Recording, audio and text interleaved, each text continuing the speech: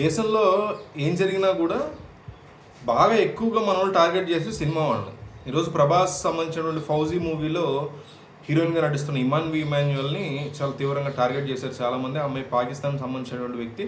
Already Indian government కూడా పాకిస్తాన్లో ఎవరో యాక్ట్ చేయకూడదని ఒక సీరియస్ థింగ్ని పాలసీని తీసుకొచ్చారు. సో దాంట్లో భాగంగా ఇమాన్వి పాకిస్తాన్ అమ్మాయి, పాకిస్తాన్కి వెళ్ళిపోవాలి, ఆ అమ్మాయి ప్రభాస్ మూవీలో యాక్ట్ చేయకూడదనేటువంటి ఒక కాన్సెప్ట్ తీసుకొచ్చారు. దాంతో ఆ అమ్మాయి క్లారిటీ ఇచ్చేటువంటి ప్రయత్నం చేసింది. దాని గురించి ఒక పోస్ట్ కూడా పెట్టింది ఇన్స్టాగ్రామ్లో. తను ఏం చెప్తుందంటే, నాకు కానీ నా కుటుంబానికి కానీ పాకిస్తాన్తో కానీ పాకిస్తాన్ మిలిటరీతో కానీ ఎటువంటి సంబంధం లేదు. పాకిస్తాన్లో పుట్టి పెరిగిన నా తల్లిదండ్రులు యూత్ వయసు, వాళ్ళు యూత్ వయసు వచ్చిన తర్వాత కంప్లీట్గా లీగల్గా అమెరికాకి వాళ్ళు వచ్చేసారు. నేను అమెరికాలోనే పుట్టాను, అమెరికా దేశస్తురాలని, అమెరికా పౌరురాలి నేను.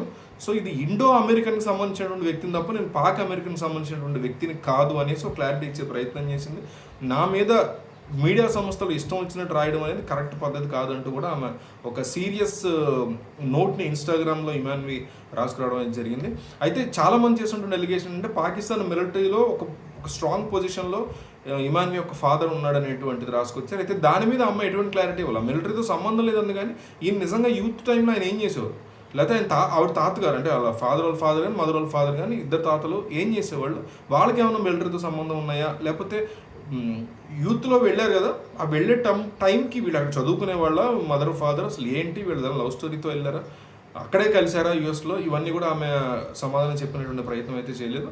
బట్ నేను ఇండో అమెరికన్ని తప్ప నాకు పాకిస్తాన్తో కానీ పాకిస్తాన్ మిలిటరీతో కానీ నాకు కానీ మా ఫాదర్కి కానీ మా మదర్కి కానీ ఎటువంటి సంబంధం లేదనేటువంటి ఒక క్లారిటీని ఇమను ఇచ్చేటువంటి ప్రయత్నం చేసింది.